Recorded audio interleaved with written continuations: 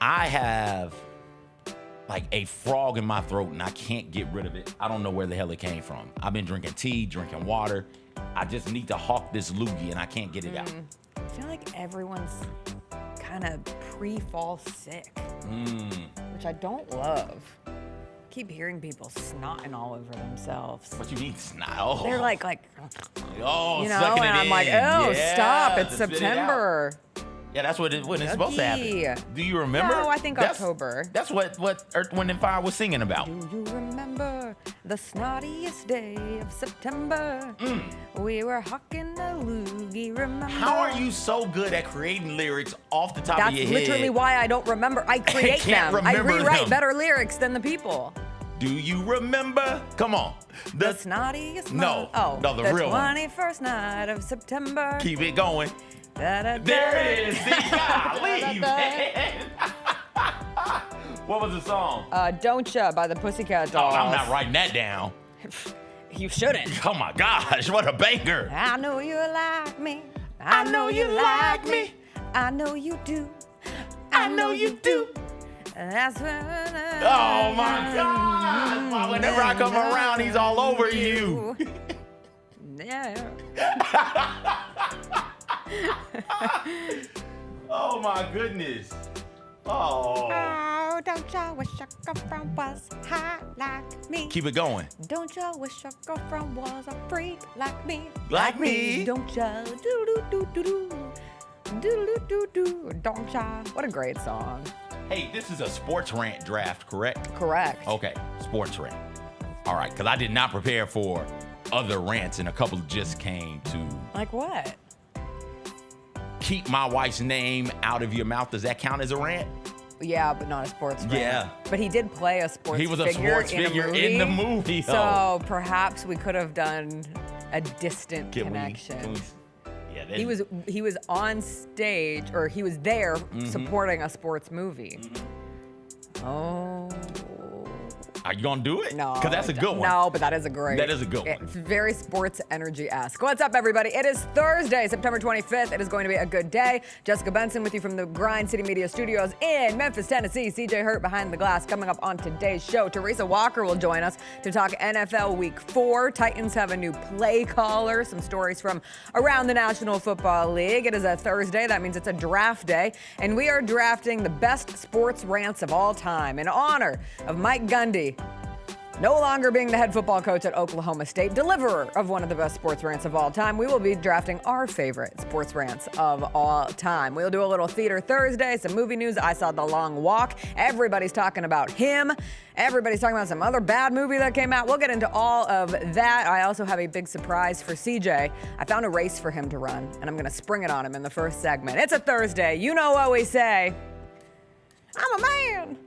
I'm 40. I'm a man. The boy is mine.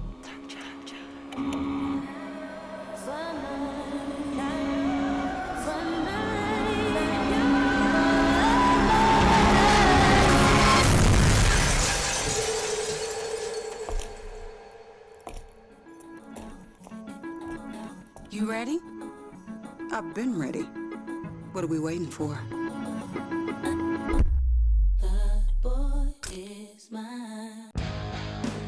Grizzlies fans know it's the team that gives you the edge. Big River Steel does too. And much like the Grizzlies have recruited legendary talent, we want you to be part of our team. Are you ready to be part of something legendary? Then visit www.bigriversteel.com. That's www.bigriversteel.com.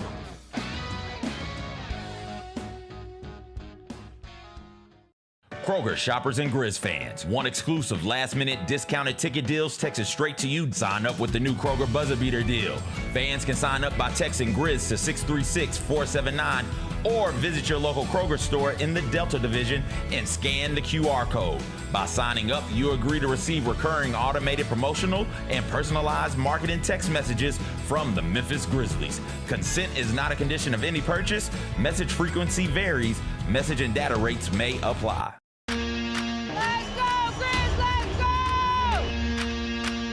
John Moran just broke the rim with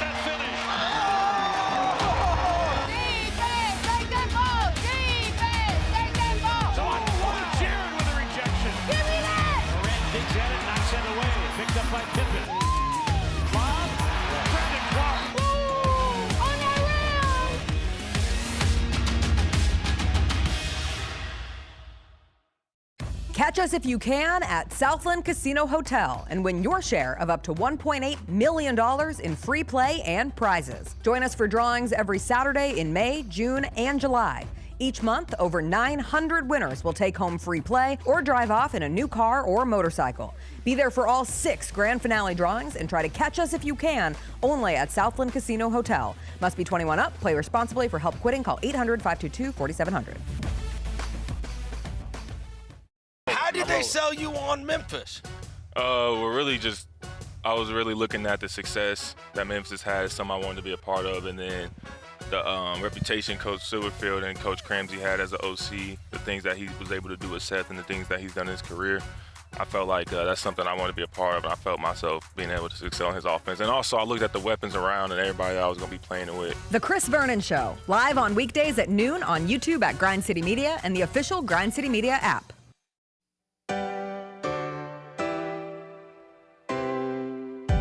Feels great to feel the sunshine. Gotta own the day like it's all mine. Just got paid in his own time. Been working hard, I've been on the grind. I deserve this feeling, having my way. I've been on this healing.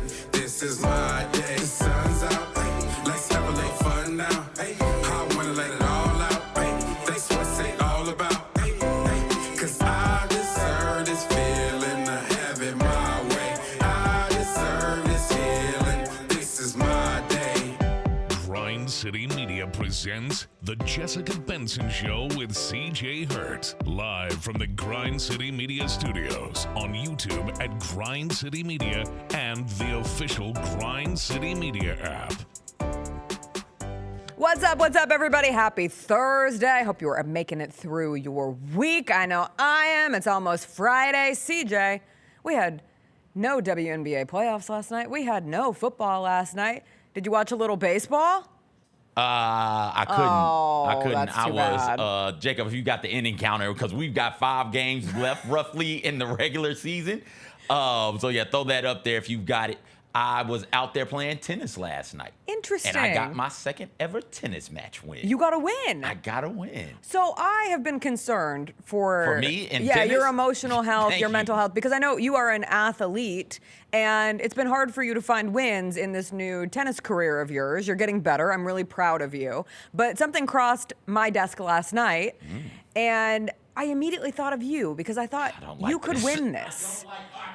I thought you could win this. Do you want to know the last championship I won? I would love to know the last championship you won. I participated in like a marathon type thing in Tuskegee. Okay. And it was a power walking. Okay. There was a power walking competition there. Okay. So most of the people were running, and that took away all of the real athletes. Me and a bunch of old people were doing the power walking. Yes. I was in my physical prime still in college. In spring of 2005, I was a power walking champion in the Tuskegee health race marathon. This bodes well. Okay. We're off to a good I start. can power walk with the best of them. This is an athletic event. By the best of them, I mean not really. It's 9 days away. I haven't It's trained. okay. Just give it a second. It's in Is it- Denver, Colorado. Okay. You can stay with my dad. Okay. I bet he would harbor you. Okay. It is the 8th annual International International. Taco Bell 50K Ultra Marathon. What? Let me repeat. The International Taco Bell 50K Ultra Marathon. We cover all sports on this show. Don't ever say we don't. It coincides with International Taco Day. They recommend training your gastric muscles, but you've done that. I have no doubt that your gastrology is built for the Taco Bell 50K Ultra Marathon. It's gastronomy, And but how go ahead. hard, whatever. How hard can 50K be? Wait, what am I doing? Walking, running, but you have to, I have the rules, don't worry. Okay, tell me what I got to do here. Do you know how long 50K is? It's 50 kilometers. But how many miles? Please, we're in America. I don't know. Speak our language. It's don't know. 30.9. Okay. We don't do the metric system here. Okay. 30.9 miles. 30 miles. I think you can do it. So I just that's watched the less long over walk. here. They walked 500 miles. You'll Okay. be fine. Race rules. 1, be present at all 10 Taco Bell stops along the courses. 0 tolerance for course cutting. You're not a cheater. 2, eat a menu item from at least 9 of the 10 Taco Bell stops. Oh, okay. So 3. just one menu item. Wait for it. Okay. 3, by the 4th stop, all entrants must have consumed at least one Chalupa Supreme or one Crunchwrap Supreme. Okay, I gotta know what's in the Supremes. Okay. By the 8th stop, Yes. all entrants must have consumed at least one Burrito Supreme or one Nachos Bel Grande. Okay. I'm still here. Okay? You must finish in under 11 hours. 30 miles, we'll round up, 31 miles, 11 hours. Drinks do not count as food. Okay. Entrants must keep all receipts and wrappers for confirmation of stupidity at the end of the run. An off-course At the end bathroom of the break. run? An off-course bathroom break will be available at Washington Park.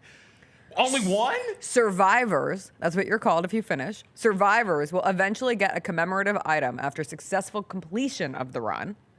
So you're getting a t-shirt.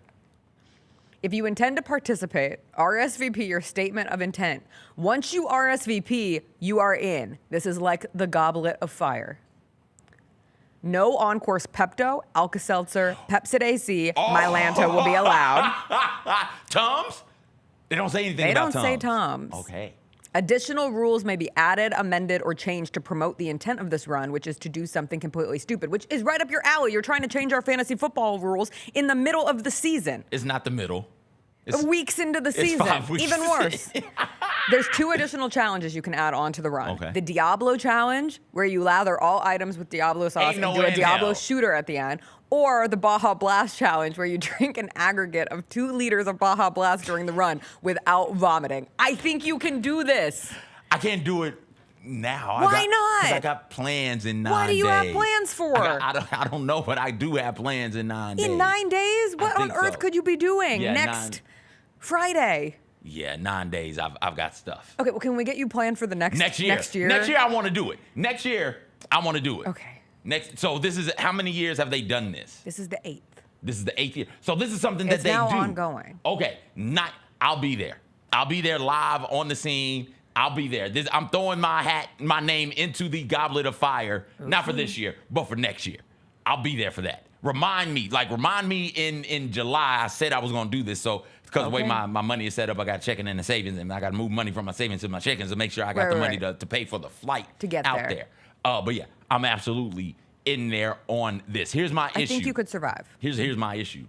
I don't like everything that comes on all of the Taco Bell items. So can I get them without the Chipotle sauce? Or can I get them without the tomatoes? Modifications. Like I what think so. modifications can I make? I think so. Because if I can do that, You're onions, in. I can't stand onions. But yeah. like a No burrito one's supreme. gonna Burrito supreme. say I the can't, onions are I the can't only have reason, the like, onions. Right. you're a But winner. I'm there. Okay. I cannot do the Diablo. 30 miles with the Diablo sauce on top of eating Taco Bell? Yeah. Oh, no. You're oh, out. no. I can't do that at Yeah. all. It is But- the same day as Grizzlies open practice. So what if Next we year? took... No, right now, this I year. won't be there. Of course you won't. Next Saturday. Oh, wait, I will be the there. 4th. Oh, what are you doing at open practice? I'm just, it's open practice. Well, you're going. Take the children out You're to talking open about practice? Practice. Take the youth out there. Let them see what's going on. Okay, so next year. Yeah, next year. Next year, Well, I'll be congrats on your tennis win in the meantime. Thank You'll you. continue to build up your stamina. And 30 one day you can walk be a 30 Taco Bell miles ultra marathoner. eating Taco Bell. It sounds kind of fun. I could do the 30 miles. I got to buy me some Depends. Because That would be helpful. if there's only, oh my gosh, can That you would be imagine what helpful. those bathrooms are going to be like stop 7? And I'm not, there's no, how do you run after eating 3 Taco Bell menu items? Well, that's the question. I think you run walk, and I think sometimes you would have the energy. And I did look up some of the like tricks of the trade. Okay. You want to get those cinnamon crisps, the Yes. twists. Listen, I didn't want to give my strategy out, but that's the cinnamon that's a twist go-to strategy. and the chips and cheese. And you obviously have to do the options of the Chalupa, the Crunch Wrap, the Burrito Supreme, or the Nachos Bel Grande. So you have those, but everything else in between Am I has to be eating? the littlest amount. Am I eating could you while just get like a walking? side of like rice? Does that count? Fiesta potatoes. Can Yeah. I eat while walking? Or am I supposed to sit down in the restaurant and have the whole Taco Bell That's a good experience? question. Is it? Are you? I just learned mandated about to this eat? last night, Okay. so I'll continue to do some research Okay. as we build for it. I was not playing tennis last night. I watched the second episode of Gen V, which we'll talk about more extensively in I TV hadn't Tuesday. even got There's started 3 yet. episodes out. I haven't even got started yet. It's such a wild show. Okay. Like 5 seconds in, I'm like, oh, this show's disgusting. Somebody's but I'm head having a pops good time off? back with it. Kinda. Somebody's ribs get yanked out. Kinda. What's something else that Some can happen? blood. Somebody Bleh. reaches through a throat and pulls out an esophagus. Yeah. Yeah. You don't even have to watch. No, I You're already caught up. know.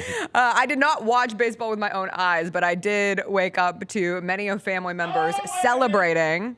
What? I haven't looked in the chat since we got to talking about Okay. this Taco Bell run. Both Conrads are going to do it next year. Oh, a dad's son? Yeah, father-son trip. That's so sweet. We're going to both do it. That's so sweet. Let's get after You it. could be one of the greatest father-son The- duos since LeBron and Bronny. The Griffeys. Yeah. LeBron, Bronny. Who's another father-son duo? We have another one. I The know we have another Callahans, one. Bill and Brian. Well, who else has got their son hired for a job they're not qualified for? Bruce Pearl's son is qualified. Oh, the Belichicks, of course. He could be. The Mannings. Well, that's different. They're good. I know. Well, two of them. Well, one of them. Yeah. is good. But Yeah. yeah, like that's. He could be. The Currys. Oh, he can be the. He's the Dell and you're the to- Steph. You're what's the other one? Seth. He's Dell. I'm Seth. Like, that's the one That's I the am. more accurate. That's the one I am. More accurate movement there. The Seattle Mariners, I feel like anytime we talk about baseball on this show, it is for one reason and one reason only, and that is the Big Dumper. We are a Big Dumper bit show, and shout out Cal Raleigh, the Big Dumper himself, who had his 60th home run of the season last night. But within that win for the Mariners, they did clinch the AL West, and they have not done that since 2001. Shout out to my cousin Christy, who posted this graphic on her Instagram this morning. The last time the Mariners won the AL West, Fallen by Alicia Keys was the #1 song. Shrek was released in theaters. Julio Rodriguez, on the Mariners now, was only 8 months old. The first Harry Potter film was the #1 movie in the country. The iPod had not yet been released, and Ichiro was a rookie. That is unbelievable that it has been that long for a sports team. The MLB had an added list of things. Tom Brady hadn't made an NFL start. Taylor Swift's first album was still 5 years away. We lived in a different world. I was mentoring the children yesterday over at Soulsville Middle School. Shout out to them. And they were talking about how hard it is for them to listen to music while they're in classes with their AirPods if they want to have their hair up or a hairstyle that doesn't allow for it to cover their ears. And they were trying to figure out what to do about that. And I was like, you don't even know. Like back in my day, when we had the first iPods, which didn't exist the last time the Mariners won the AL West, we would take the cord headphones, the small little early generation Apple headphones, and we would put that up through like a hoodie. And then we would put the hair like next to the hoodie, and then you would put the headphone inside your ear and just try to listen that way. But now, an AirPod makes it so easy. What are you complaining about? We can't be having an old off right now. We finna have an old off right now. You want to hear? Here's an old off Give for me you. your old off. We had CD players. So did I. So y'all are talking about these little cool little buds that you put in your ear. You ever tried to walk and listen to a CD with your CD player and have to deal with the amount of skips that happen? Because every time that CD player moved, Or in it the would car. scratch, it would skip. Get out of here. No. I loved my Discman. And I don't Discman think was my best friend. I don't think that we had buds either. I think all we had was Over the head? over the head. We had over the head originally, and we used to have not like plush over the head headphones. No. No. We're No. talking like dinky, rinkety dink, this piece right here. thin. Oh, just That disgusting. piece right there was not there. No, it and was the just little a little fuzz. The It was fuzz would just a fall little off, fuzz. and you'd have to refold your fuzz, and sometimes you had to tape your fuzz, or one of your little headphone pieces would fall off, and you had to duct tape it back together because you still wanted the chance for your headphone. These kids hit me. These kids hit me where it hurt yesterday. They go, Miss Jessica, no offense, but this isn't the 90s anymore. We don't need to learn cursive.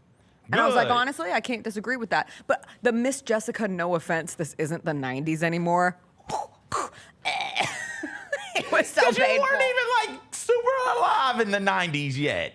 Yeah, I know. Oh I my was gosh. in 2000. I was 8 years old. Yeah. I lived most of my life. I wanted to be like, yeah, but the early 2000s. Do you know what it's like trying to convince a kid? Because I don't have children of my own, so this is the extension of that. yes, you do need to learn cursive. I sound like an idiot. I'm like, so you can sign your name. And they're like, on what? I sign everything on, they're like, I have a little picture of my signature that goes on things. It's like, okay, to write pretty. They're like, when would I do that? Yeah. Okay, I don't know. I'm out. I'm good. so sorry. Cursive is between new outdated. math and cursive. I've got new absolutely math nothing is atrocious, for you. but cursive is fine. We can get rid of that. It's These fine. children don't even know. Anyway, shout out to the Mariners and the Big Dumper in 2001. 2001. It was a good time. It was not. Oh, yeah. Never forget. How fast you guys Sorry. forget. My My bad. goodness. It was okay, that was until September. The early portion of 2001. We had survived Y2K. We made it through Y2K. The world didn't end. And then we had a couple good months. Alicia Keys, Harry Potter. God, midnight movies of Harry Potter. Those were the days. Just going in my pajamas. All right, Teresa Walker is going to join us on the other side. It was a newsy week for the Titans. It has been a very bad start to the season for the Tennessee Titans, who are 0-3, and Brian Callahan has given up play calling duties. We'll get Teresa's take on that, along with some other stories from around the NFL after a quick break.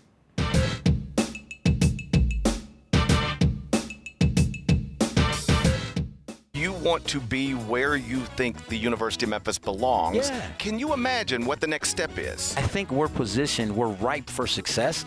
And so what I don't want to do is make an intermediate move if it's not going to position us well. And so my job is to make sure when that opportunity presents itself and the circumstance is right, that Memphis is prepared 100% to take advantage of it. The Gary Parrish Show, live on weekdays at 10 a.m. on YouTube at Grind City Media and the official Grind City Media app.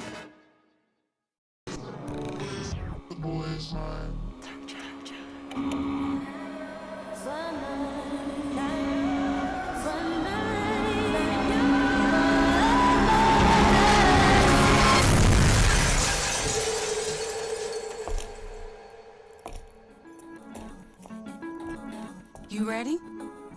I've been ready. What are we waiting for?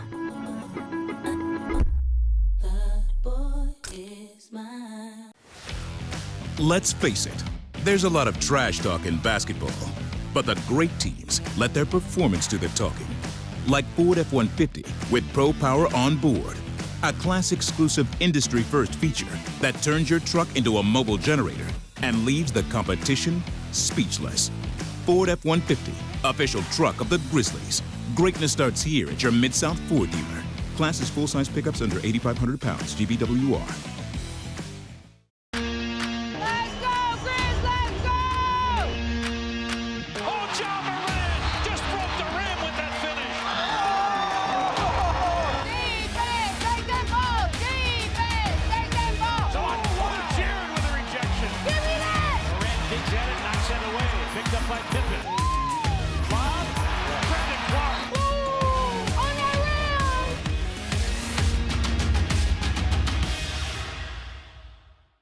Sonic Radio. Welcome back to Sonic RNDIO. That spells radio with me, the CIO. This just in, the new Sonic $1.99 menu lets you build a crave-worthy meal for just $1.99 an item. Whether that's a creamy shake, crispy tots, or a quarter-pound double cheeseburger. This just out. Ostriches. They're mean, not very cute, and in my opinion, way too big for a bird. Don't miss the Sonic Fun 99 menu. 5 items, always $1.99. Live free, eat Sonic. Tax not included. See menu for details.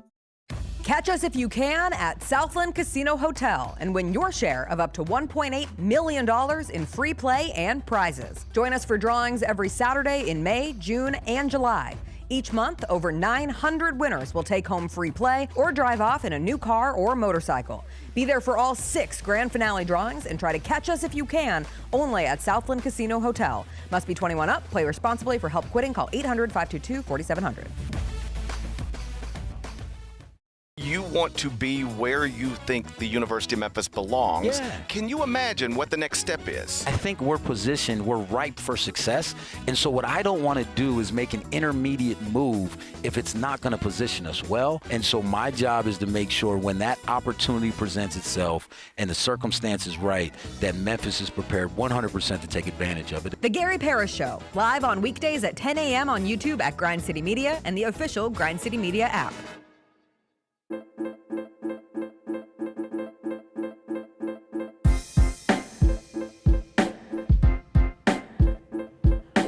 Welcome back. It's Thursday. That means it's time to catch up with one of our all-time favorites, Teresa Walker, who she's living it over there in Nashville covering the Titans. Teresa, 3 weeks in, how you feeling?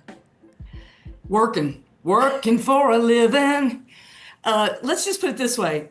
We were kind of discussing this in the break, but just a little record for folks. The media, we don't cheer for our teams, but when a team is winning, our jobs are easier. We always root for easier jobs. Mm-hmm. And when your NFL team is 0-3, and I was looking back, this is their first OFR start since 2009, when Chris Johnson, the thing that redeemed that season was his run into history as the sixth man to reach 2,000 yards in a season. Even Ken Wisenhunt managed to win his season opener of his very brief stint. And we are getting closer and closer to that territory for Brian Callahan. Ken Wisenhunt fired after a 1-6 start, 3-20 record in his second season. Brian Callahan is now, 3-17. I have to do the math because the losses just keep coming. 0-3. Losses keep on coming. There was movement this week where Brian Callahan has relinquished his play calling duties, handed them off to his quarterbacks coach, Bo Hardigree.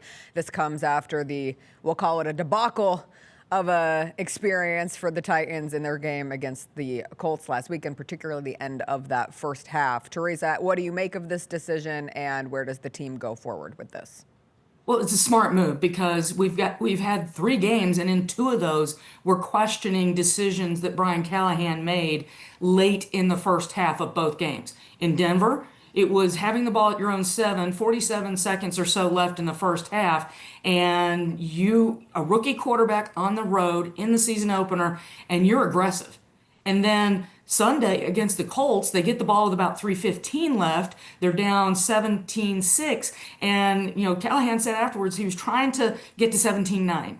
Well, 3:15 left, all 3 timeouts. Why? They ran 5 straight plays. I don't mean they ran 5 straight plays. They ran on 5 straight plays. There was not one single pass. There was nothing to show aggression. They were running, and then they get to a 4th and 1. Colts take a timeout. Titans take a timeout. The offense is on the field. It looks like they're going to go for it. Then suddenly the kicking group comes out there.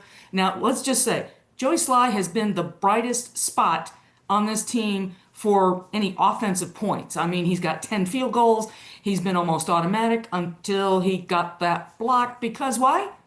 Even off of 2 consecutive timeouts, they get a delayed game. So Brian Callahan, that was all the questions after the game on Sunday. Again, on Monday, what went into that decision-making process?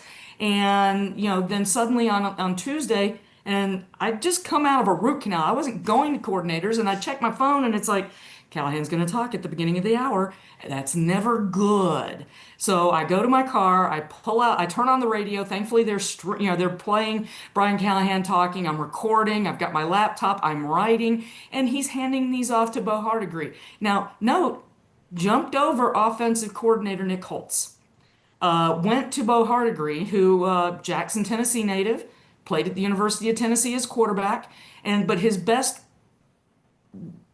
fit for the job, he was the interim offensive coordinator calling plays for the Raiders in 2023 for 9 games when Josh McDaniels got fired. So now he is Cam Ward talked yesterday. Bo Hardigree is one of the first guys that hit him in the pre-draft workouts. He's one of the guys that he's dealt with. I mean, he's the quarterback's coach. So they're talking regularly. And so he's like, that's good. And it was just funny because as I asked Cam Ward, he's talked a couple of times about wanting stability in this franchise. You know what helps a rookie quarterback and stability in the franchise? Winning games. They have 3 offensive touchdowns in 3 games. They've got, at this point, they got to try something because Brian Callahan's job, as much as they want to just simply see improvement, the numbers offensively are worse than they were last year for the whole season last year. 3 games in, small sample, not good. What's the chatter locally, Teresa? Because there's always the concern when things are going as poorly as they are for the Titans this year with a rookie quarterback. Well, you certainly don't want to ruin the quarterback, right? And if there's one thing that's promising, it continues to be the ceiling and the future of Cam Ward. What has the conversation been like in, talks that you've been having of the ultimate desire of, hey, we just got to make sure that this doesn't lead to a worse situation for Cam Ward than simply a tough developmental rookie year? Well, it feels like we're flashing back to what happened to Marcus Mariota. Let's not forget, he new coaches, new offensive coordinators, round and round we go until finally it's Ryan Tannehill time. And, you can't guarantee that you're going to be able to find one of those guys. I mean, for every time we think that there's a Danny Jones out there, a Sam Darnold, Baker Mayfield redeeming and saving their career somewhere else, that doesn't happen that often. You'd like to be the team that makes it work with your rookie quarterback. But they were booing, heavy booing on Sunday, even as they were honoring Mike Keith and inducting him into the ring of the ring of honor there for the Titans. For his duties as the Titans' voice for so long. And there were people yelling, "Fire Callahan!" People that were in the tunnel talked about how ugly it was at halftime. So that's the thing. How patient can they be when this is going this way? And for the Titans hired Brian Callahan because of his work in Cincinnati with Zach Taylor, but while he had input, he didn't call the plays. And as he said Tuesday, I was hired to be the head coach. So it feels like somebody may have had to talk to him and reminded him, your biggest job is win games. Be the head coach, see the big picture. So hopefully we see that being able to not be busy looking at your play sheet trying to figure out what you're calling, you can look more at the game time situations. What are we really trying to do here? And I'll still say this, you're down 17-6, the easiest thing, go try to score a touchdown. Yeah, the play calling has been questionable. Bad. No, I'll say bad. We're past questionable. I was past questionable last year with Will Levis. Will Levis is not a great quarterback, right? But some of the situations that he found himself in because of play calling really concerned me last year, and it doesn't seem like it's been fixed this year. But it's not just the play calling, it's the overall talent on the field as well for me. Teresa, there seems to be a lack of big-time playmakers on this Titans roster. Am I making that up? There's a chat question from somebody in the chat. Wait, where did it go? Oh, no. Wants to know what the Titans should do at secondary, considering they gave their best cornerback away, as he put it, for a bag of beans. That's from Mem Ant in the chat. Well, what's been the biggest problem for the Titans this year and last? Penalties. Jarvis Brownlee, I mean, he's been dependable because he's been there. He's started 16 games since being a draft pick out of Louisville last year in the 5th round. And you look at that on the face, it's like, wow, they sent him and a 7th to get a 6th next year. They gave him away, but they like what they've got behind him. They drafted Marcus Harris with a new GM, which, never hurts. They've got a guy that they acquired off of waivers, Armour Davis, who came from Baltimore, and other teams had claims in on him, trying to get him in the final roster cuts. And then they've got Darrell Baker Jr., who's in his 4th year. So, it's one of those things. Jarvis Brownlee, he got a lot of flags in the first game. And then he essentially said, I'm going to keep playing that way. And the defense coordinator says, no, we're going to kind of clean this up. So that's the one part we saw. But what's the biggest signal in a locker room where they keep cleaning penalties up? The ones they can control has been a focus all offseason. And we're not seeing those cleaned up in these first 3 games. There's been a lot of reporting on other factors in this. To me, it's you can't. My husband said you used to just cut the punter. Johnny Hecker's better than Jarvis Brownlee at this point. So you don't cut the punter. This is a move that, to me, does send a message in the locker room, kind of reminds guys, get it together already. And while Brian Callahan said yesterday this is a one-off, it's not a fire sale, guess what? The trade deadline in October, it very well could be a fire sale at that point, because go back to your original point, CJ, this team doesn't have a ton of talent. And the talent they have is not producing, aside from Jeff Simmons. And, that's the thing. Half their offensive line, they revamped this line to protect Cam Ward. The right side of this line was out Sunday with injuries. And the guys who came in, not good. So, J.C. Latham as a rookie didn't miss a snap last year. He's missed 2 games and part of the Denver game because of an injury. So it's one of those things that when you're bad things keep happening. And that's where the Titans find themselves. And the thing that jumps at me, for a team that has no pass rush and lots of cap space, why did they cut Harold Landry back in March? Do you see what he's doing in New England? He's getting after the quarterback. So some of this is part of this rebuild. And at the start of camp, they said, we just want to see improvement by the end of this year. Improvement. And that's the problem. And this is why I think the move and the play caller happened, because we're not seeing that improvement. And yeah, Brian Callahan's job is on the line, because the worst case scenario, Titans do not want to do this, is to have to make a head coaching change. They're hoping that this can get settled and they can start seeing signs of improvement rather than same old.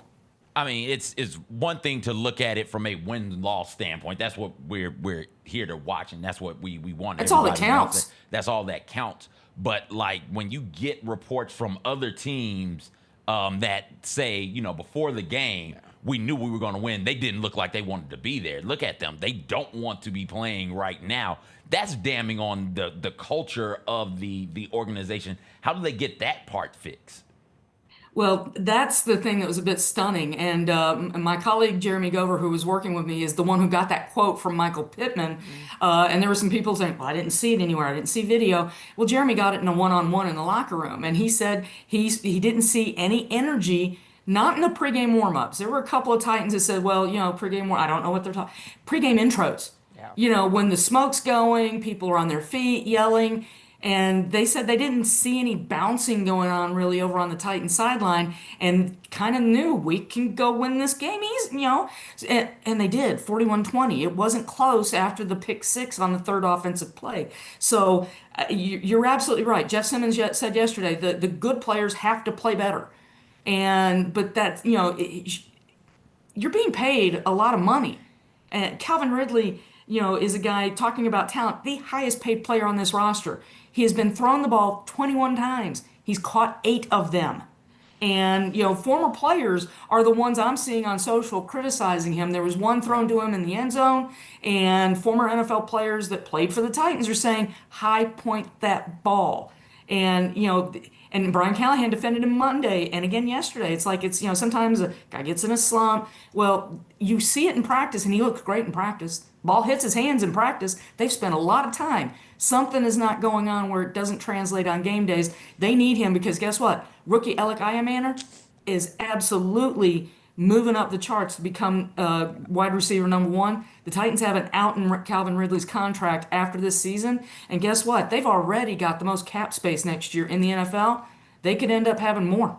Yeah, I saw some crazy stat that Calvin Ridley, among all the receivers eligible with at least 15 targets this year for expected catch rate versus actual catch rate, it's 3rd worst in the entire NFL. What happened there? He wasn't doing this in Jacksonville, right? People were really, really excited to get him. Well, and that's the thing. I mean, the Titans gave him, I think it's a 4-year deal, and he is wide receiver 1. I mean, Brian Callahan put his locker right next to Cam Ward, back in the beginning of this offseason to try and build the chemistry, the camaraderie, and the timing. They've talked a lot. They've spent a lot of time. Calvin Ridley in the offseason, in training camp, he seemed to be the happiest guy at being able to work with Cam Ward. And right now, is it like a batter slump, or a second baseman who suddenly gets the yips and can't throw to first? Suddenly the ball just doesn't stick in his hands, and it almost looks like he's got rocks for hands. And, that's the thing that's tough. Yes, Cam Ward throws a tough ball, but we've talked to the assistant coaches. He's going to throw a tough ball. You've got to catch those. Yeah.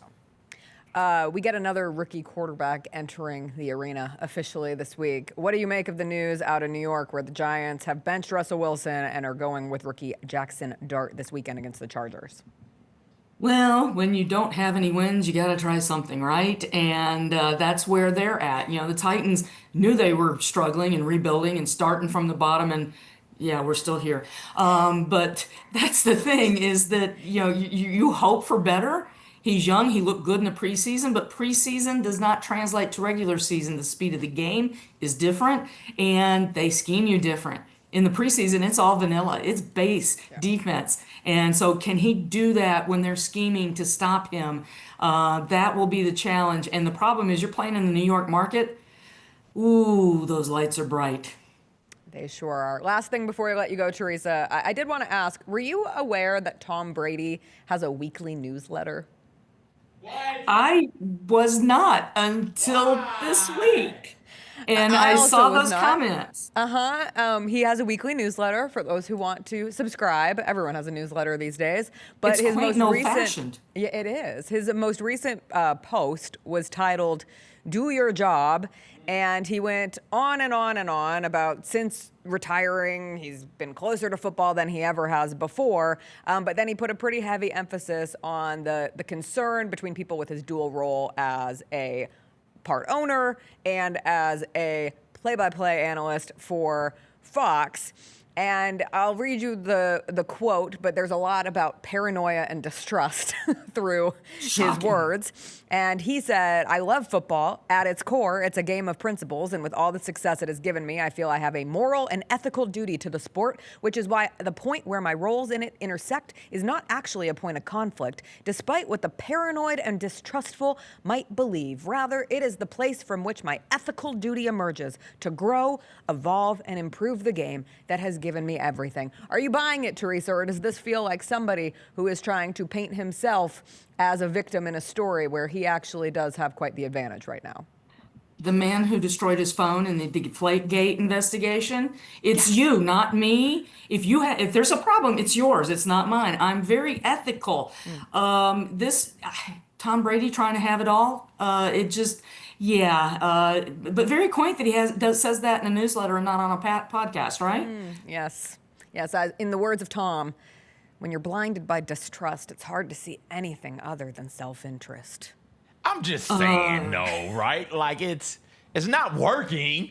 We could be, if Teresa was covering the Raiders, we'd be like, Teresa, why the hell are they so bad right now? We'd be having that conversation. So even if he's cheating and it's not working, is it really cheating? It takes here's time. the thing, You don't CJ. just start cheating now and results immediately have impact. If I cheat and I get a 40 on the test, should I be punished for that? Isn't the 40 enough?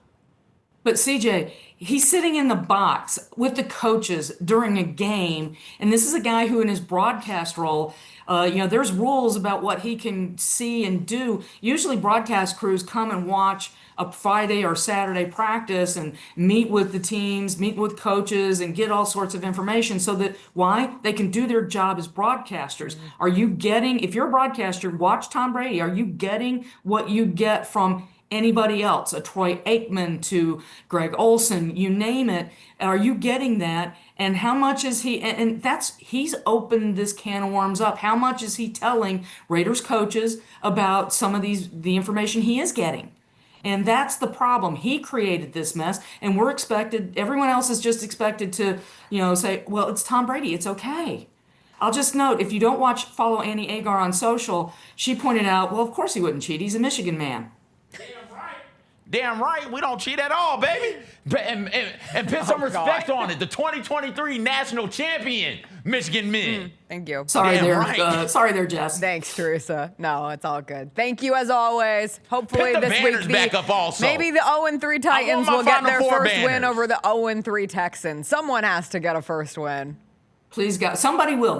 We have 6 winless teams in the NFL. 4 play each other, so we're gonna cut that down. Thank God. Put All the right, NIT we'll catch up banner with you back up next week, also. I want Teresa. shout out Robert Consensual Tractor hard Trailer. hands always. Hard hands. Bye. Bring the Fat Five back on campus. Let them walk around. Remember that we won back-to-back Big Ten championships. Call us national champions. We never cheat at Michigan. We just win, damn it. Are you done? We could make a list of CJ rants. Any other times Michigan is allegedly cheated. Certainly not. Allegedly. Certainly. Yeah. We'll take a break. We'll come back. We're drafting best sports rants of all time. I don't think I got enough for a list. No, only a few slow zooms thus far. I hadn't yelled for a slow zoom in a minute. Yeah. Man, the night is young. The day is young. We'll draft best sports rants. Plus, ESPN released the top 10 NBA players going into this season. CJ, do you know who's number one? Oh, gee. Oh, come on. I'll tell you after a quick break. No, I don't. My brain is frozen right now.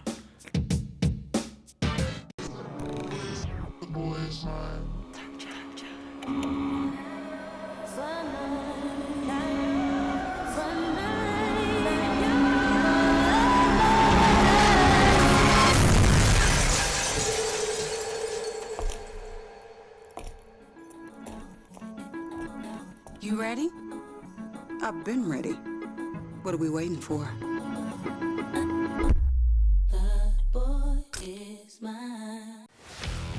Let's face it, there's a lot of trash talk in basketball. But the great teams let their performance do the talking. Like Ford F-150 with Pro Power on board. A class-exclusive industry-first feature that turns your truck into a mobile generator and leaves the competition speechless. Ford F-150, official truck of the Grizzlies. Greatness starts here at your Mid-South Ford dealer. Class is full-size pickups under 8,500 pounds, GBWR. Kroger shoppers and Grizz fans. Want exclusive last-minute discounted ticket deals texted straight to you? Sign up with the new Kroger Buzzer Beater deal. Fans can sign up by texting Grizz to 636-479 or visit your local Kroger store in the Delta Division and scan the QR code. By signing up, you agree to receive recurring automated promotional and personalized marketing text messages from the Memphis Grizzlies. Consent is not a condition of any purchase. Message frequency varies. Message and data rates may apply. Let's go, Grizz, let's go!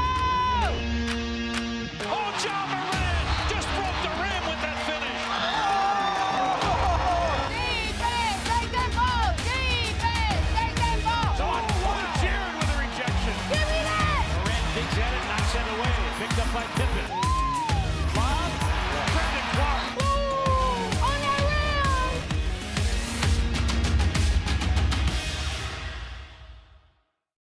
Catch us if you can at Southland Casino Hotel and win your share of up to $1.8 million in free play and prizes. Join us for drawings every Saturday in May, June, and July. Each month, over 900 winners will take home free play or drive off in a new car or motorcycle. Be there for all 6 grand finale drawings and try to catch us if you can, only at Southland Casino Hotel. Must be 21 up. Play responsibly. For help quitting, call 800-522-4700. How did they sell you on Memphis? Well, really just, I was really looking at the success that Memphis had, something I wanted to be a part of, and then the reputation Coach Silverfield and Coach Cramsey had as an OC, the things that he was able to do with Seth and the things that he's done in his career. I felt like that's something I wanted to be a part of, and I felt myself being able to excel in his offense. And also, I looked at the weapons around and everybody that I was going to be playing it with. The Chris Vernon Show, live on weekdays at noon on YouTube at Grind City Media and the official Grind City Media app. You want to be where you think the University of Memphis belongs. Yeah. Can you imagine what the next step is? I think we're positioned, we're ripe for success. And so what I don't want to do is make an intermediate move if it's not going to position us well. And so my job is to make sure when that opportunity presents itself and the circumstance is right, that Memphis is prepared 100% to take advantage of it. The Gary Parrish Show, live on weekdays at 10 a.m. on YouTube at Grind City Media and the official Grind City Media app.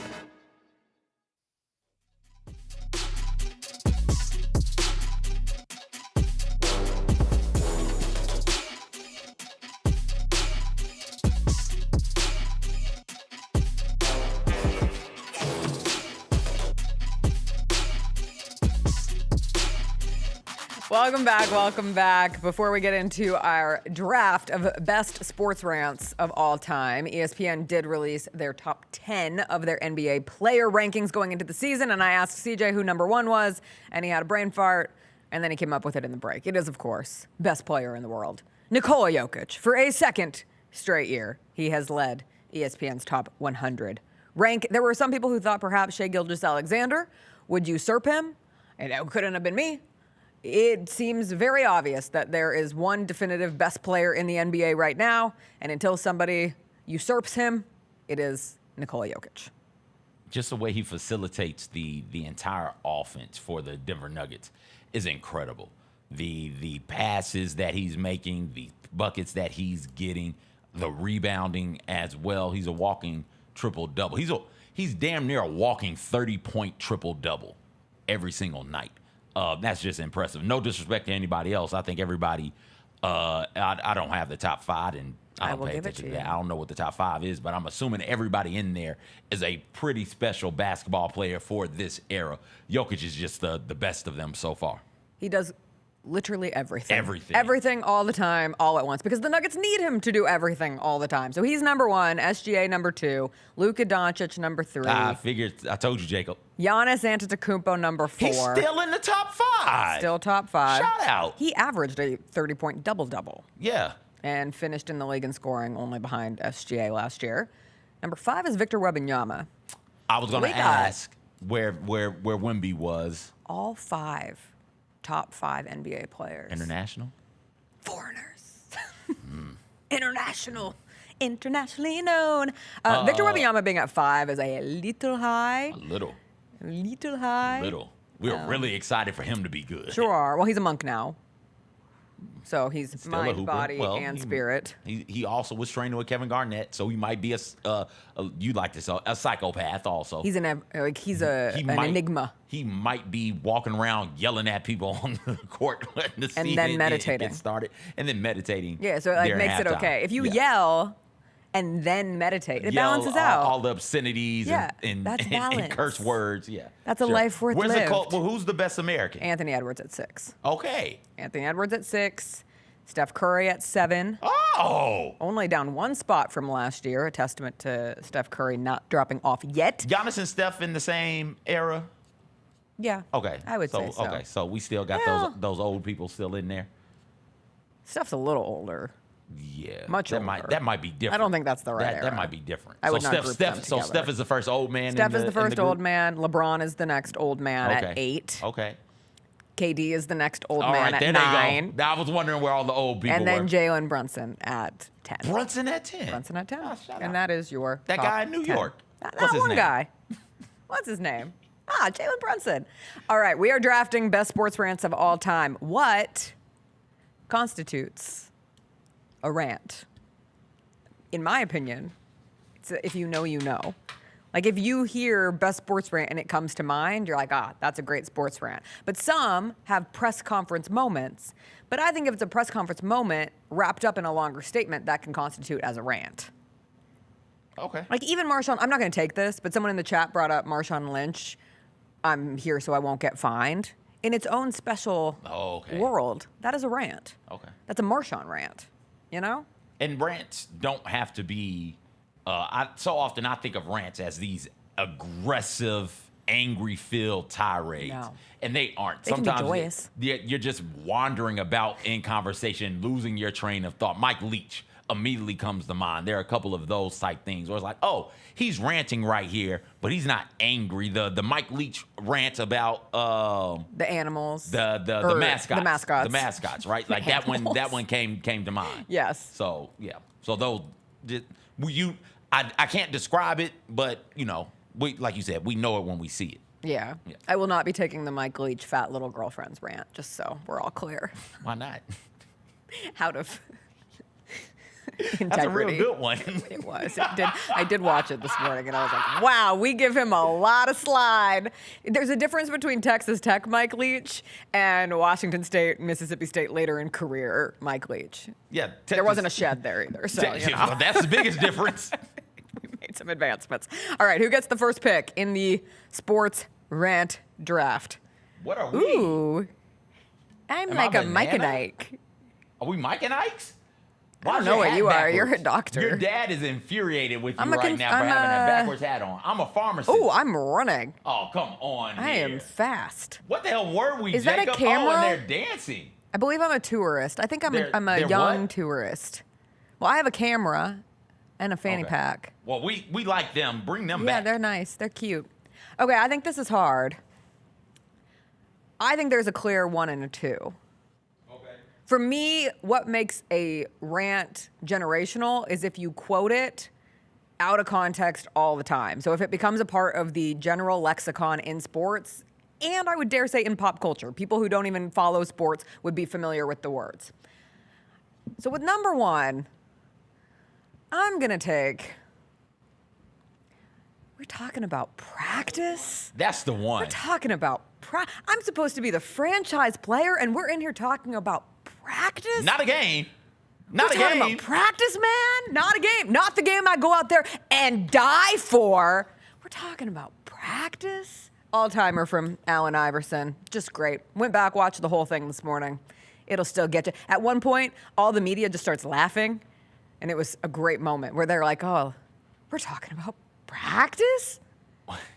What makes that moment great? Larry Brown is a legend. Allen Iverson is a legend. Allen Iverson at that time was one of the faces of the league.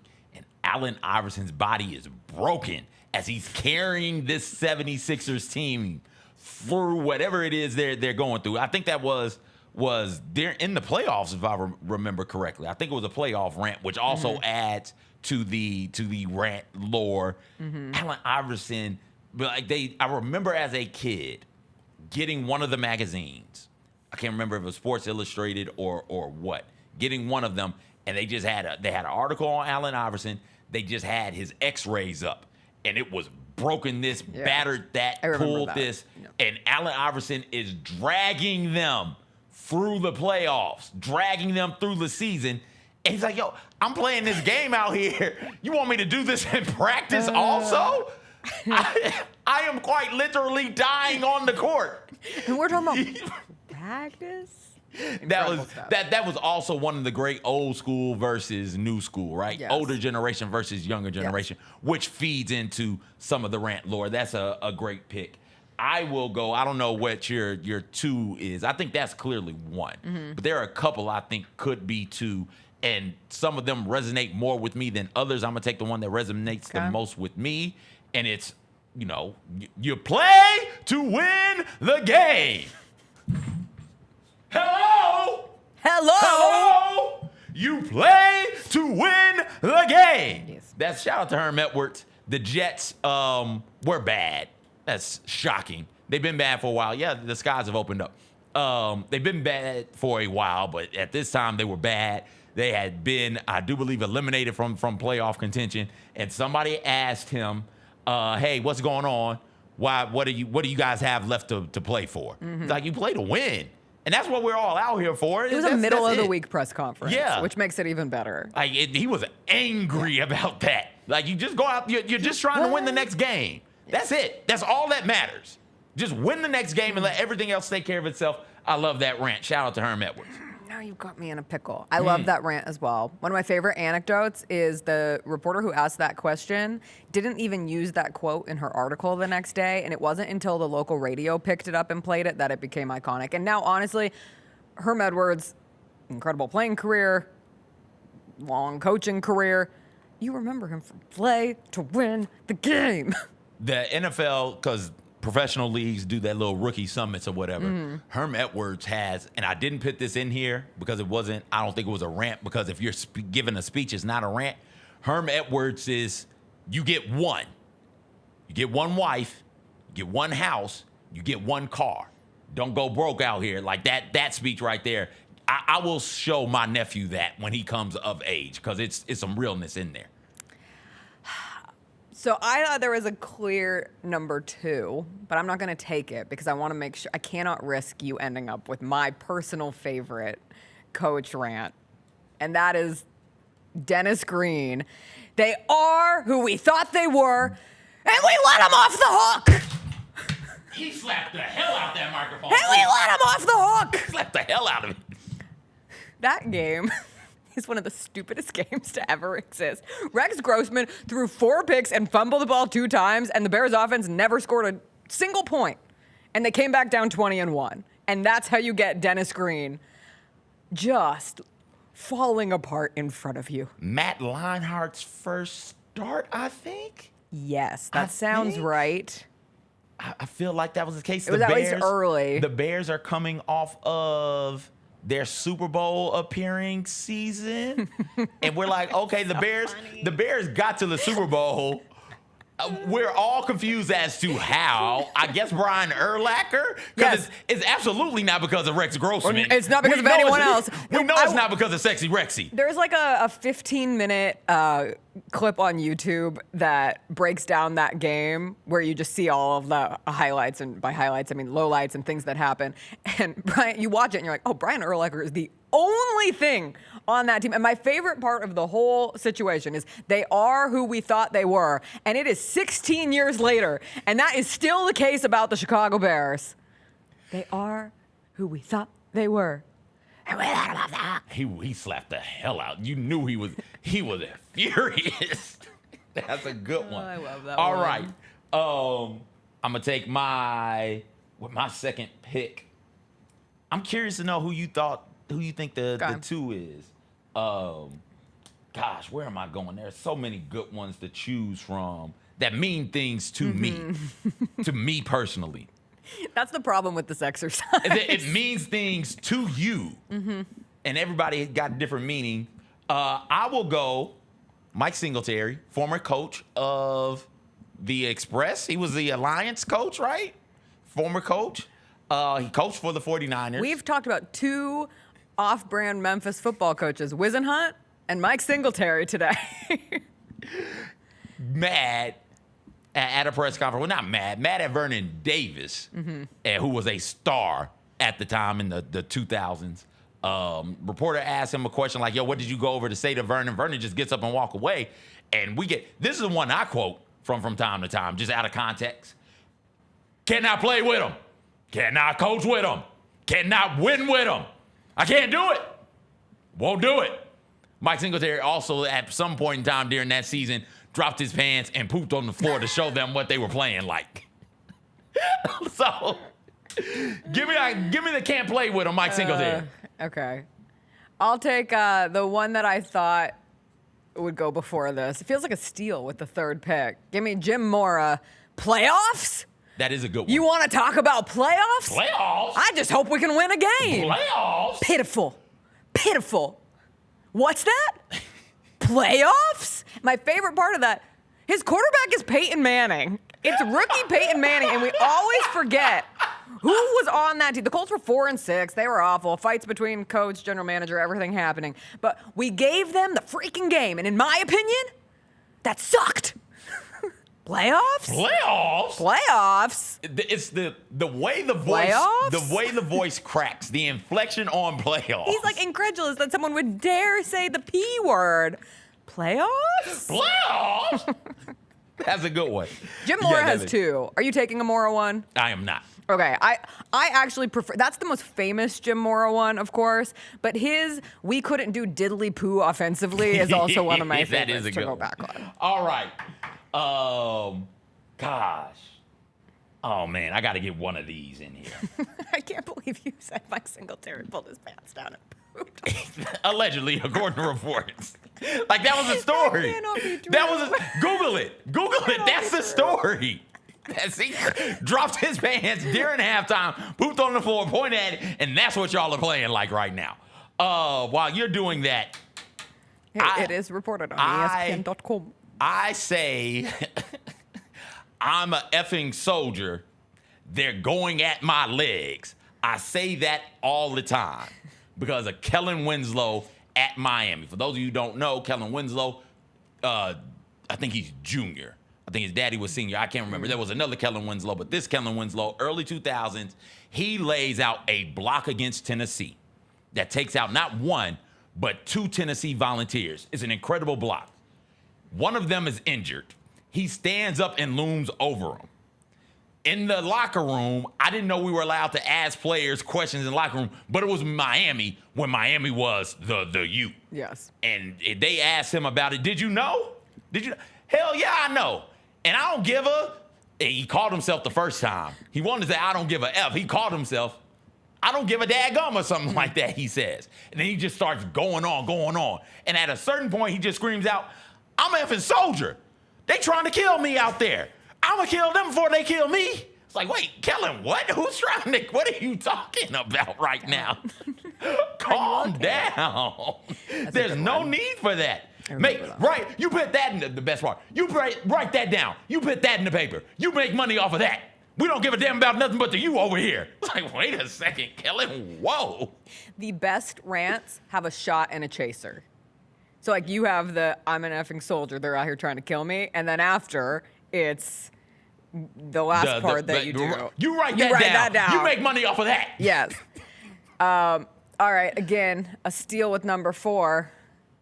I will take the reason we're doing this draft. Give me Mike Gundy. I'm a man. I'm 40. I say that all the time. All the time. And the shot chaser of that is I actually think it's better at the end where he goes, makes me want to puke. I'm a man, I'm 40. And on his way out, makes me want to puke. Now, CJ brought up an article on ESPN.com that he revisited yesterday that I read the full thing this morning. A piece from 2008 about Bobby Reed, who was the quarterback that Gundy was sticking up for in that story. Add some incredible context through it, and I thought it was a really interesting relook and revision of how that quote took off, because they were using it in commercials, they were using it in promos. It became one of the biggest moments in sports of the year, honestly, of all time. Like if you say Mike Gundy, the odds of the person commenting back to you saying, I'm a man, I'm 40, are pretty high. So it lives in the world. I don't have that on my list because it's manufactured and disingenuous. Mike Gundy leaks all that information about the quarterback, Bobby Reed, being soft and not playing through injuries, according to Reed. That's how Reed feels. Gundy leaks all that information. Gundy gives the reporters that information. Gundy wants that story out there so he can explain playing one quarterback over the other. And then for Gundy to then go out there and say all of this, it's disingenuous. It seems manufactured by Mike Gundy. I'm not. There's always two sides to a story, and then there's the truth, right? And so you have the Gundy side, you have the him side. I would love to get his take on it now. That article was in 2008, very fresh after all of this happened, and he went back to Oklahoma State as either a grad assistant or something at some point. And I'm just curious, with time, how that all plays. He lost his job. He lost his starting job, and that is a really difficult thing to go through, too. And for Gundy and the athletic department, it's all a game. Everything with especially with local media and sports, especially back in the day when there wasn't social media, like what you chose to leak, what the narrative was kind of under the belly of everything. So I don't know if it was manufactured or not. I would, maybe we'll never know, but it is a great line. I'm a man. I'm 40. Come after me. Don't come after the kids. All right. I'm going to give me one of these Memphis ones in here, if you don't mind. And I'm struggling to figure out which one I'm going to get. And, man, I enjoyed Not Gonna Rook Us. I'm not taking it. Okay. Anytime a coach says, when answering the first question, saddle up, I know it's going to be a good answer. I'm not taking the saddle up from Jenkins. Okay. I'm going with Tommy West. It's painful. It's painful. Help a footballer do away with it. Because doing it like this is painful.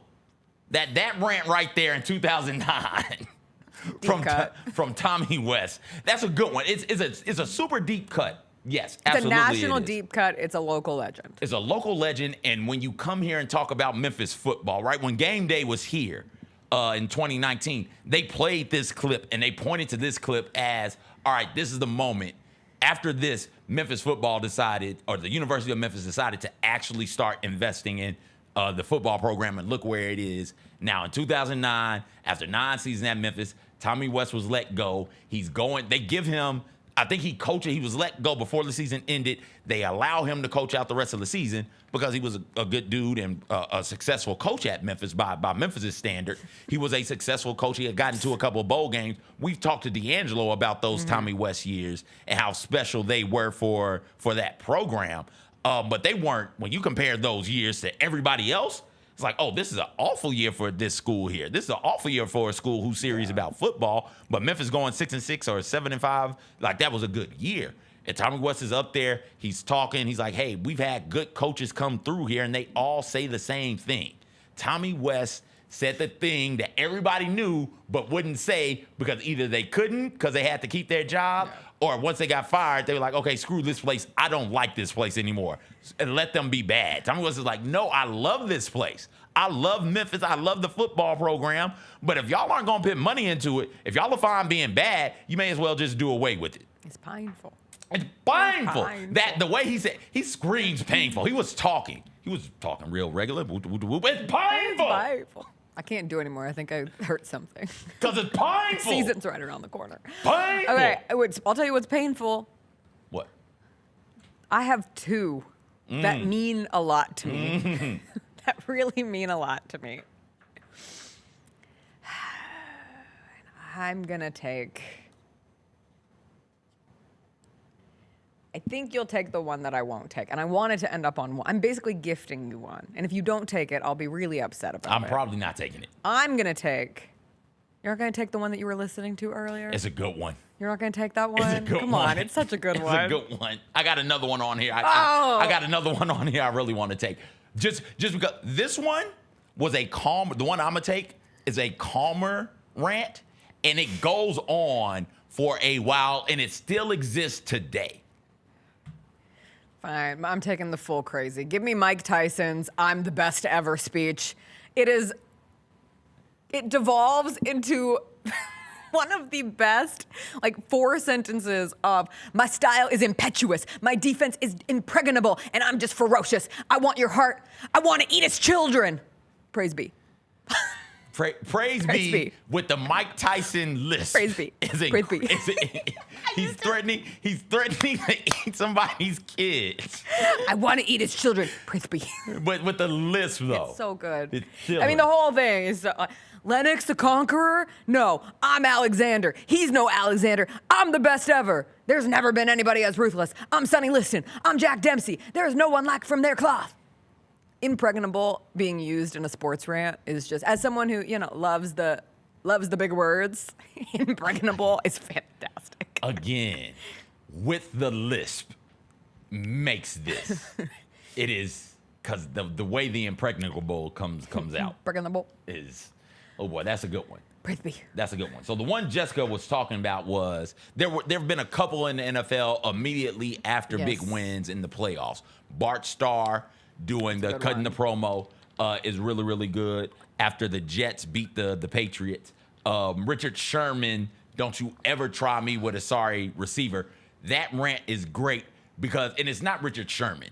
It's Richard Sherman and Aaron Andrews, right? That's a combo. Together. It's together. Without Aaron Andrews there. Who are you talking, or who was talking about you? It doesn't hold the same weight. I watched that in an airport, and I was at an airport bar with 6 other people, volume up, and we're watching it, and I swear all of our jaws were just like,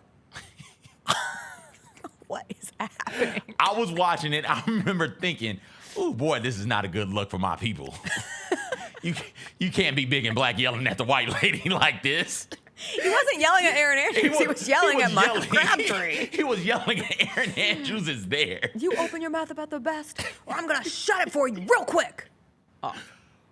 Who are you, Richard? Who are you talking about? LOB. That's just so good. It was great. Nick Saban, Alabama. They beat Texas A&M in 2017. Oh, it's on my list. They went to the press conference. And Nick Saban just gets to talking about rat poison. Stop talking about how good my team is. Rat poison. Then the next week, I do believe it was the next week, there was a question on the radio show, and Nick Saban continues to go in on rat poison. When I came here, everybody was excited to just get one win. Now y'all want us to win every single game. That's unfair. That's rat poison. Media feeding us rat poison. The next year, they play Texas A&M. The very next year they play Texas A&M, he's back on the rat poison. I told y'all last year was a trap game. How's it a trap game when you won, Nicholas? What are we talking about? I'm trying to get these young men to listen to me, not you in the media. It's just so good. All that stuff you write about how good we are, it's Poison. What are we supposed Rat to poison. Nick, what are we supposed to do? Y'all are really, really good. What the F are we supposed to say about you? One. Good final pick. I had Bill Belichick's. We're on to Cincinnati. On to Cincinnati. On to Cincinnati. On to Cincinnati. On to Cincinnati. I also had the Fizdale. Take that for data. Not gonna rick us. Take that for shot data. Chaser. There's a one Bob Knight rant that's like leaked audio that always makes me feel really uncomfortable because he's just like berating the hell out of his players. But there's another Bob Knight one. Have you seen the one where he takes the cup, like the glass, and is treating it like a crystal ball because one of the reporters asked him if this one player was going to be better next year, and he's like, if I could determine what he's going to look like last year, I have no idea. I go, let me see here. Let me see here. And then he finishes, and then the reporter, incredible timing, like reporter full comedian status goes, do you see him being a better playmaker next year? And Bob Knight just like falls over himself, and he's like, this is a GD piece of crystal. Wait a minute. There's something for me. There's something for What a shitty question. I was like, that I can laugh at with Bob Knight. Oh, those are good. I enjoyed this exercise a lot. The Taylor Jenkins dropping effing atrocious during the saddle up.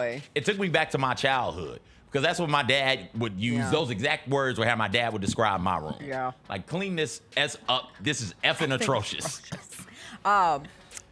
Last one, the Jerry Burns. Have you ever watched the Jerry Burns? It's like from late 80s. Vikings beat the Rams. He drops 18 F-bombs in like 2 minutes and 15 seconds, and he has 13 of the 18 in the first 30 seconds. He calls their fans effers. Let's go. It's amazing. It's great, great stuff. It's like a kid learning how to say the F word for the first time and doesn't quite know where to put it, and it's just everywhere. Everywhere. Let's go. All right, we'll take a quick break. We'll come back, do a little Theater Thursday. I went to the movies last week. I saw The Long Walk. There's a lot of movies making headlines right now. Leonardo DiCaprio went on the New Heights podcast. People are very up and down on him.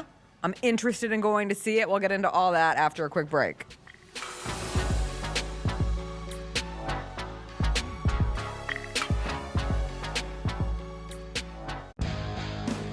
Grizzlies fans know it's the team that gives you the edge.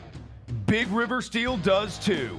And much like the Grizzlies have recruited legendary talent, we want you to be part of our team. Are you ready to be part of something legendary? Then visit www.bigriversteel.com.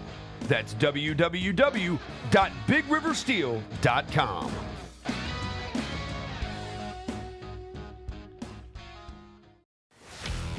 Let's face it, there's a lot of trash talk in basketball.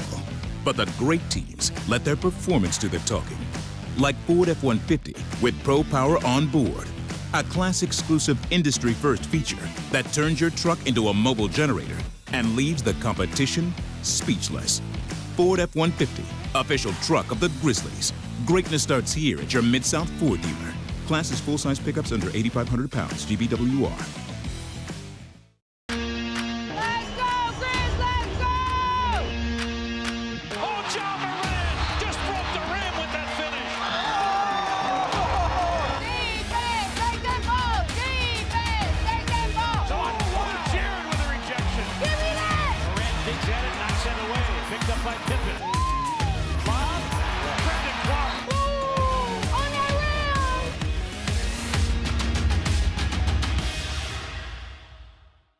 Sonic Radio. Welcome back to Sonic RNDIO. That spells radio with me, the CIO. This just in, the new Sonic $1.99 menu lets you build a crave-worthy meal for just $1.99 an item. Whether that's a creamy shake, crispy tots, or a quarter-pound double cheeseburger. This just out. Ostriches. They're mean, not very cute, and in my opinion, way too big for a bird. Don't miss the Sonic Fun 99 menu. 5 items, always $1.99. Live free, eat Sonic. Tax not included. See menu for details. How did they sell you on Memphis? I was really looking at the success that Memphis has, something I wanted to be a part of, and then the reputation Coach Silverfield and Coach Cramsey had as an OC, the things that he was able to do with Seth and the things that he's done in his career. I felt like that's something I wanted to be a part of, and I felt myself being able to excel in his offense. And also, I looked at the weapons around and everybody I was going to be playing it with. The Chris Vernon Show, live on weekdays at noon on YouTube at Grind City Media and the official Grind City Media app. You want to be where you think the University of Memphis belongs. Yeah. Can you imagine what the next step is? I think we're positioned, we're ripe for success.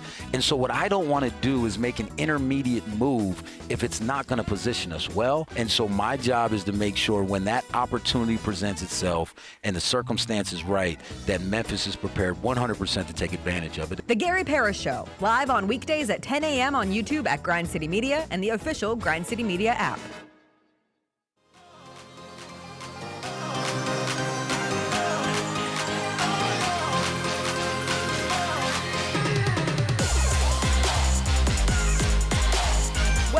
Welcome back. A little Theater Thursday, some movie news before we get into the rest of our day.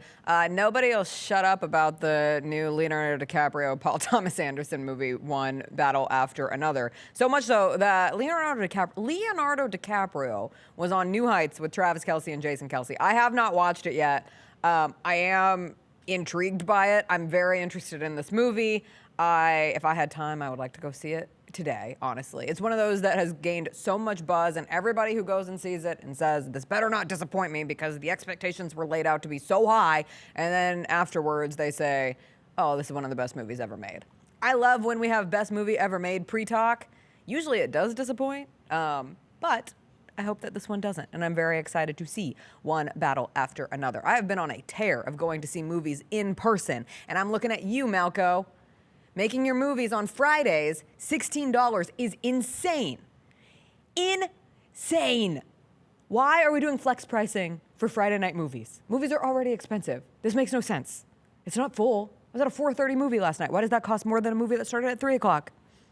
Make it make sense, CJ? I guess they got happy hour for movies now. I don't know. It's like reverse happy hour. I can't make it make sense. Why would I It's be able to do that? like sad hour. It's like Yeah. you want to come to you want to give your money to the movies? We're going to take more of your money to the movies. Anyway, I saw The Long Walk last Friday. Okay. That's what I saw at 4:30 down at the good old Melco Powerhouse. Really good. Really good. A very solid, scary thriller drama. It's based on a Stephen King novel. But what's scary about It's violent. Like they just show the people It's getting tense. shot as they Yeah. tense. Tense so is it's the better tense word. Is the better word. Okay. Yeah, and I think it's not jump scares. It's not somebody No. popping out of bushes with that machete or the hatchet coming to No, get you. Okay. but jump scares in things happening along the walk. Got you. That take you by surprise. You're living on the constant edge. I mean, the plot of the movie is a dystopian version of America. It was written, Stephen King first wrote it in the 60s, because Chris and I were trying to figure out what time period is this based in, because the cars are old, but I think, realistically speaking, it was probably supposed to be in like, I don't know, 90s, 2000s when it was first written. If he wrote it in 60s, came out in the 70s. But it's a world where America has fallen apart. There's been a war of some kind, and everyone is incredibly poor. And so every year there is a lottery where young men enter to be a part of the Long Walk. And they pick one. The movie differs from the book, from what I understand. But they pick one from every state. So it's 50 young men. Okay. And they walk until there is one person left. So they get a canteen, they get rations, they get little gel packs, but you're just walking. So however long the final one gets to, that's the end. And so like a lot of the movie's a walk. Spoiler, it's a lot of walking, but it does a really good job. I was never bored. It's a little longer than I think it needs to be, just because it is so constrained to the long walk. The acting is tremendous. I thought the acting was really good, mixed with the dialogue, and the writing was really well done. Cooper Hoffman is Philip Seymour Hoffman's son. He's wildly talented. You can do Nepo babies in the entertainment world sometimes when they are so deserving to be in the same category as their parent, who was a great actor, and Cooper's in there. This David Johnson, who's like the co-lead, I think he should be a star. He's really, really good. He's on Industry, which I started Industry and I haven't finished Industry. It's a long, I think they're hour-long episodes and they're long. But he was really good. Everyone in it was great. Judy Greer she's the only woman in the entire movie, and she made me cry like 30 seconds into it, which was crazy. But I recommend The Long Walk. It's been fun to kind of get back in I wouldn't call it horror genre. Again, it's the tension. It's the suspense of it all. And It's a Stephen King, so there's going to be a twist of some kind or multiple twists along the way. But you don't necessarily have to see it in theaters. But I think it's worth it when it comes out on streaming to sit down and watch it. Sit down or watch it while walking on Watch the it while treadmill? walking. See, my toxic trait is I watch the long walk, and the entire time I think to myself, could I do it? How many Taco Bells did they stop at? None. So nobody They cannot leave the road. Nobody You ate, leave the road. Pew. Nobody ate a Nacho Bel Grande. No. What about... You wouldn't want to eat a Nacho Bel Grande because you can't stop to poop. You got to poop and walk. That was something I didn't think of. Okay. This isn't like a spoiler of any kind. We did think about this, like bathroom breaks. How does this work? Yeah, but I didn't really think about it. Like, I didn't think about, I mean, So you're how walking long? for days. Okay, so how long, how much of a pause do you get? No, so it's, You gotta you get maintain? one warning. You have to maintain a 3.0 walking. In the book, it's 4.0, which is insane. Okay. 4.0 would be hard. 3.0, you can do. But most of them try to keep a base at like 3.2 so you don't risk falling. Yeah. You get a warning when you first stop, and then you get 30 seconds till your second warning, 30 seconds till your third warning, and then you die. Got you. Okay, so because I don't think you can like pull down your pants and try to squeeze one out quickly. You can try to Mike Singletary it, but if you have diarrhea, you're done. I just thought to myself, it just comes out. Yeah, That's but the think best about way. No, you can't just like you're gonna be covered in poop for the rest of the walk. Let's go. For days. Yeah. And like the chafing that would occur. It just if I was doing the long walk, my biggest fear would be to die while pooping. I think it would be the most embarrassing way to go out. Like you're trapped. You're just give me a moment. Please at least let me pull my pants up. finish. But they have no mercy. They will do it mid defecation? Yeah.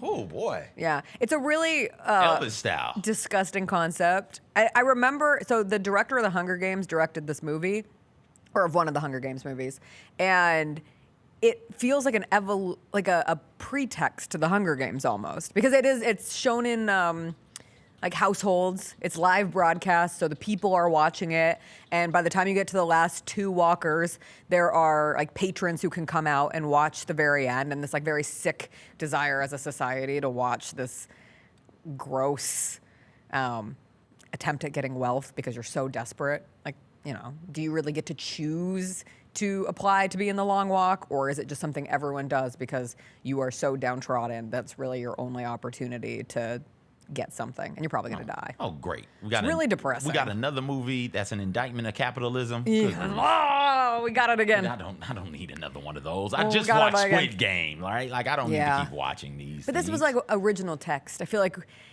when you have something like that, though, it's so frustrating because you think about now, like Squid Games is written 5 decades after something like The Long Walk is written. And Hunger Games is somewhere in the middle there. And I mean, we've been telling this story. I forgot about Hunger Games. How many more movies are we going to get? We get it. Hollywood, you think capitalism is bad? It might be, but we get it. We don't need to keep doing the same type of movie. Bang it over your head until you get it. We get it. We know. The other horror movie that came out. We don't like it either. Was Him. Oh, okay. Have you seen it? I have not. Okay, I'm going to go Tuesday to see it. I am going to go. I thought about going today. I'll probably go on a Tuesday when I can do my little $5. If you're free today. I don't know if I'm free. That's the problem. Oh, wait, you got to see it. I really need to prep for Grizz Files, and I've got another thing. No. Chris gave me the... Chris is very much, if he's going to a movie in theaters, he wants it to be not guaranteed, but like... He wants it to be trends good. up. He wants it to be good. If you're going to spend money in a theater, he wants to at least enjoy it. I'm at the point with Him where it was so panned when it first came out, and then whenever that happens, then you normally get the other side that comes out and says, it's not as bad as everybody said it was. Sometimes it's just in the middle. I'm curious enough to go see Him. It stars Marlon Wayans. Julia Fox is in it, which is really odd. It was not directed by Jordan Peele. It was produced by Jordan Peele. And like the story went that Jordan Peele fired his whole team because they lost weapons, and instead he ended up producing Him.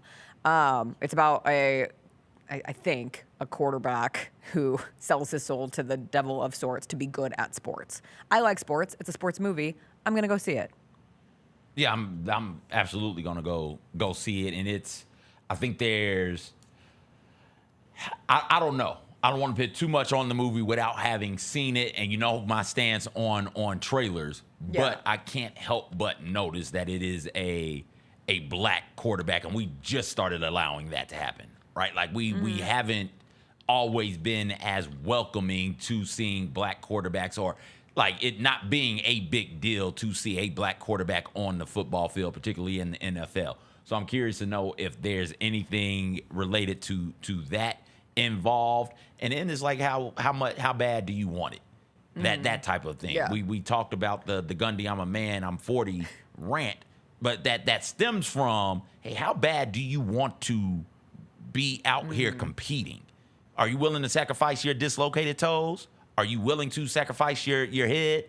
Are you willing to get all of the concussions and still go out there and put that on the line? Are you willing to be beaten and battered and bloodied physically and then emotionally?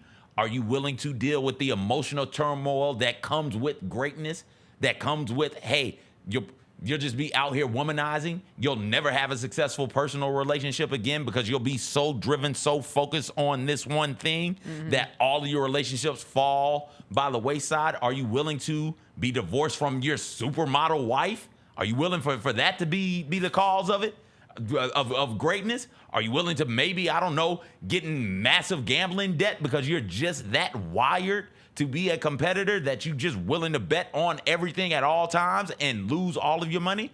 What are you willing to sacrifice? Because I think these are real problems that we see athletes, particularly at the highest level, go through.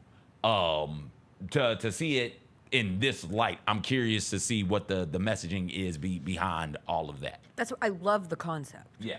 So, would I love for it to be a great movie of that concept? Yes. Is every movie a great movie? No. Does that mean you don't enjoy movies that are not dubbed critically great? Also, no. I have a ton of movies that I think are widely seen as dumb that I enjoy watching. And if the story is good enough, I can usually get into any story. On the flip side of that, there's this new movie called A Big, Bold, Beautiful Journey that is also getting pretty panned at the moment. It stars Margot Robbie and Colin Farrell, and it's Margot Robbie's first movie since Barbie, which it's been a minute. And I remember... Was she? Didn't Margot get pregnant? I don't know. I think Margot got pregnant after Barbie. If you just out movie star information to me, I'll be so impressed. Because Barbie resonated I'd with be me so in a way that it impressed. very obviously did not resonate with you. Yeah, they had a baby last October, so See? she's been busy. See? Well, now she's in a terrible movie called A Big, Bold, Beautiful Journey. I saw somebody say Margot Robbie and Colin Farrell, individually great, have absolutely zero chemistry. For some, you have two beautiful people. Wait, Colin Farrell who is have sexy. Zero chemistry He's the with one penguin. another. Yeah. But Yeah, he wasn't he's sexy as super the penguin. sexy as but the penguin. Like, The sexiest as the penguin. That's how you like him? Yeah, you know. It's a drama about love, loss, and fear of commitment with a let's go on an adventure twist. I don't got it. Someone NPR described it as a magical door to nowhere. Oh, But shout out. I did find it interesting. Like, him has been panned to the point where I'm like, all right, I want to see this for myself because I think it's interesting enough. And this movie gets panned, and I'm like, oh, we'll never think about it again. It's just an odd thing. And for someone else, they would probably have a different, like, reversal on that. So like, I won't go see him. you don't want to see this? No. Okay. Because it's not even... Sometimes you get to the point where something is talked about so negatively, you're like, surely it's not as bad as everybody's saying. Like, what was the terrible It Ends With Us? The Blake Lively, Colleen Hoover. That was awful. My wife... I went and saw that because... My wife loved that. No. Terrible. That's fine. loved Good it. for her. There were a lot of women who really loved She it. loved it. I'm a Colleen Hoover hater. I'm a Hoover hater. Have been. That's will the one. be forever. That's the one with the women who like one another.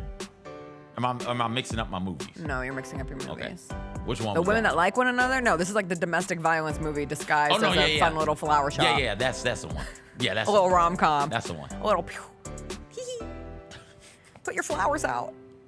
Anyway, all right. Tomorrow's Friday. I cannot wait. We'll do our regals. Lang Whitaker will join us. Exciting football weekend ahead. We actually have a pretty decent Thursday night football game tonight between the Seahawks and the Cardinals. So that'll be fun. We'll see you all tomorrow. Have a great rest of your Thursday. Bye.